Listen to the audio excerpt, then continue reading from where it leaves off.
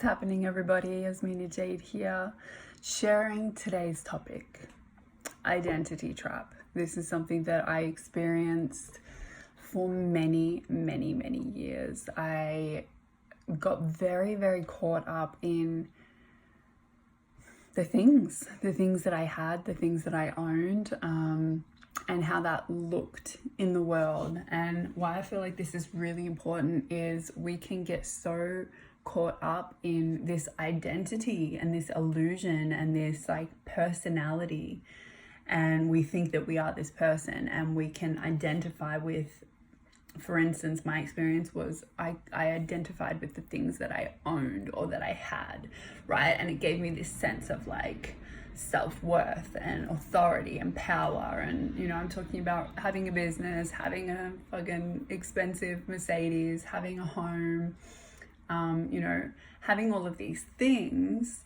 that I thought would give me this deeper sense of self, that I thought would give me this worthiness, this identity that it's like I will fit in the world if I have this and this.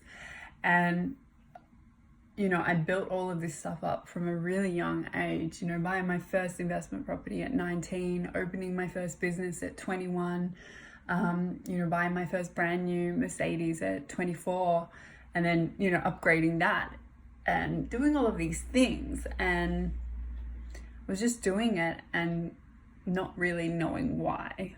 I love nice cars, yes, and I love running a business, yes, but it's like the driving factor wasn't because I was, trying to help people or be of service. It was service to self, and it was to fit in, and it was to have all the things in order to feel better about myself. And really, when it came down to it, long story short, I got rid of everything and sold up and, made some really bad decisions. And it put me in a space where it was like, wow, what am I without all of these things? And I noticed this like emptiness inside of me that was like, I'm not lovable. I'm not lovable without a fucking $100,000 car. I'm not lovable without a business. I'm not, And I had to actually fucking go in and be like, whoa, these are the belief systems that are running the show. These are the belief systems that are,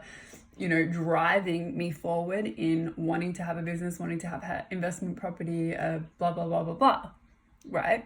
So by stripping back and by really looking at, well, I had to, because I didn't have the things anymore to stop me from looking within, really looking within and going, okay, what is fueling me? What is propelling me forward? Is this in alignment with my heart, with my soul, with who I actually am? Or is this an identity that I've bought into, a value system that I have bought into that is not of my own? And I had, and I think that it's really important to realize where your decisions are coming from, and also what's, fueling them, and what's underneath that.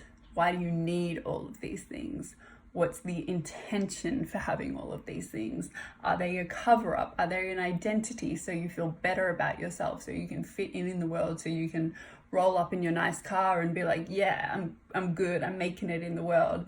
Not dissing any of that, because luxury items and beautiful things and owning properties and all of that is great, and I'm all about that. What I'm not about is doing it to fill a void or make yourself feel better because you don't feel worthy within, or you don't feel enough within, or you feel like these things are going to give you this external validation.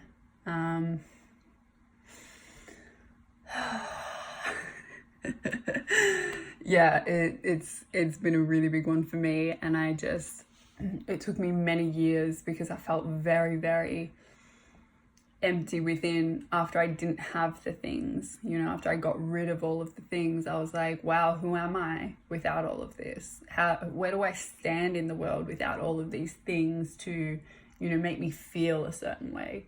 And yeah, it's been an amazing journey. And I'm super grateful that I went through that. But now it's like, okay, you know, I'm grounded here and let's move forward from this place. So just want to share that with all of you. Drop a comment, like the video.